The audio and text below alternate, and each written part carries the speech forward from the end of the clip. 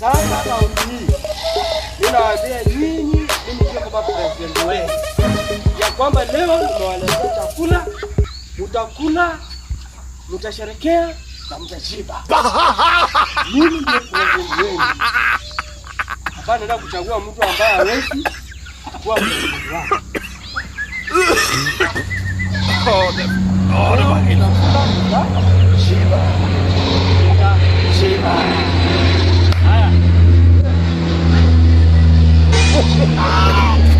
He shot you. Da da da da da da da da. People smiling.